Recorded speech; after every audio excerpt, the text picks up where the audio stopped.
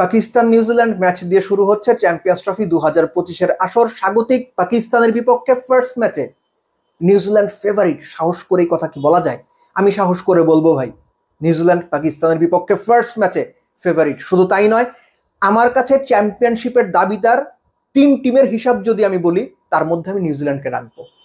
তার কারণ সবশেষ ট্রাই নেশন সিরিজে নিউজিল্যান্ডের পারফরমেন্স এবং সবশেষ প্রস্তুতি ম্যাচে আফগানিস্তানের বিপক্ষে নিউজিল্যান্ডের শাইনিং পারফরমেন্স। আপনিও আপনার ঘরকে যদি শাইন, সুরক্ষা এবং গ্ল্যামার দিতে চান, তাহলে আজই নিয়ে আসুন জাপানিজ টেকনোলজিতে প্রস্তুত পরিবেশ বান্ধব Nippon paint.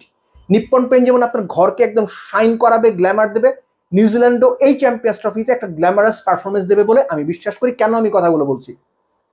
Try nation series first match Glenn Phillips 6 নম্বরে নেমে 76 বলে 110 করলেন, নট আউট, 6টা 4 7টা ছক্কা। নিউজিল্যান্ড সবশেষ 13 বা 14 ওভারে 130 রান করেছে। 35-36 ওভারে নিউজিল্যান্ডের রান ছিল 205 উইকেটে। ব্যাপারটা খেয়াল করছেন আপনি? পরের ম্যাচ ভুলে যান ওটা, সাউথ আফ্রিকার বিপক্ষে। সাউথ আফ্রিকা 300 প্লাস করলো, কত 304 বোধ হয়ে করেছিল। কেইন উইলিয়ামসন 3 নম্বরে নেমে 113 বলে 113, not out. Devon Conway first ম্যাচে সুযোগ পেয়ে 97 করলেন। 48 ওভারে খেলা শেষ।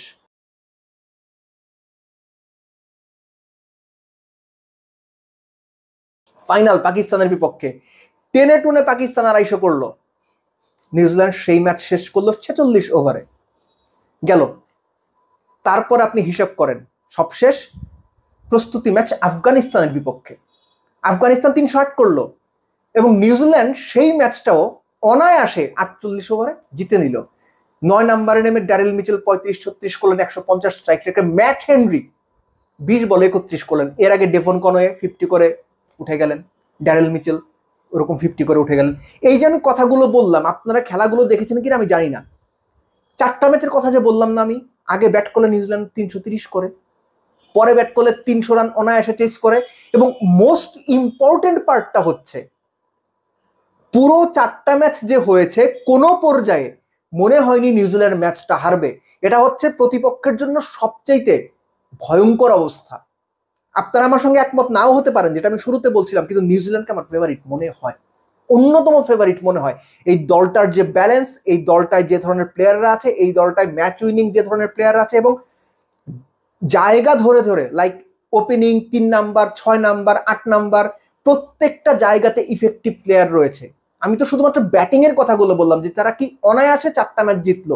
2টো ম্যাচ লাহোরে খেলেছে, 2টো ম্যাচ করাচিতে খেলেছে, এবং তারা পাকিস্তানের বিপক্ষেও করাচিতে খেলবে ফার্স্ট ম্যাচ।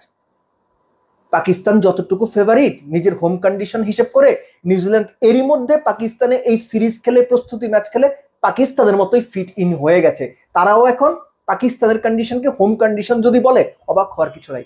অনেকে হয়তো মনে করছেন যে ভাই নিউজিল্যান্ডকে এত ফেভারিট বলছেন। ইয়েস, আমি নিউজিল্যান্ডকে এত ফেভারিট বলছি, বাট হ্যাভিং সেড দ্যাট, টিমটা পাকিস্তান, তো এনিথিং ক্যান হ্যাপেন। পাকিস্তান যেমন 250 অল আউট হয়, 180 অল আউট হয়, ভালো ব্যাটিং উইকেটে, আবার 350 চেজও করে। সাউথ আফ্রিকার সঙ্গে হয়েছে না, পাকিস্তান 350 চেজ করেই তো জিতেছে। তো that can happen in a given day. কিন্তু আপনি যদি বেসিক স্ট্রেইট ক্রিকেট নলেজ থেকে হিসেব করেন, নাম্বারস দিয়ে হিসেব করেন, রিসেন্ট ফর্ম দিয়ে হিসেব করেন, অ্যাডাপ্টিবিলিটি দিয়ে হিসেব করেন, কনফিডেন্স দিয়ে হিসেব করেন, নিউজিল্যান্ড স্বাগতিক পাকিস্তানের চাইতে পাকিস্তানের মাটিতে ফার্স্ট ম্যাচ একটু এগিয়ে থেকে শুরু করবে, এটা আমি মনে করি। বাট পাকিস্তানের ওই ফায়ার পাওয়ার রয়েছে, পাকিস্তানের ওই সামর্থ্য রয়েছে, তারা নিউজিল্যান্ডকে হারিয়ে দিতে পারবে। কিন্তু একটা ব্যাপার মনে রাখা জরুরি, এই নিউজিল্যান্ড টিমটাকে আপনি খুব সহজেই আউটপ্লেড করতে পারবেন না, যে উড়িয়ে দিতে পারবেন না, ভেরি আনলাইকলি। কেননা এই দলের ব্যাটিং এর কথা তো আমি আগেই বলেছি। বোলিং এর কথা যদি বলেন, কাইল জেমিসন এসেছেন, আপনার লোকি ফার্গুসন ইনজুরির কারণে তিনি টুর্নামেন্টে খেলতে পারছেন না। উইলিয়াম ওরুকি, ম্যাট হেনরি কিংবা বেন সিয়ারদের যে পেস লাইন আপ, এর সঙ্গে আপনি মিচেল স্যান্টনার কিংবা রাচিন রবীন্দ্রা, একই সঙ্গে ব্রেসওয়েল, এই স্পিনারদের আপনি হিসেব করে নিতে পারেন। এই এশিয়ান কন্ডিশনে, দুবাই, পাকিস্তান, ইন্ডিয়া, বাংলাদেশের কন্ডিশনে না, এরা পরীক্ষিত পারফর্মার, যখনই এসেছেন পারফর্ম করে গেছেন। সো এই কারণে আপনি অন্যান্য টিমের সাথে নিউজিল্যান্ড টিমকে মেলাতে পারবেন না। একটা লাস্ট উদাহরণ দিয়ে শেষ করি। New Zealand is such a team, ভারতের মাটিতে এসে ভারতকে টেস্ট সিরিজে নাস্তানাবুদ করে গেছে, যেটা বড় বড় বাঁকা টিমরা পারে না।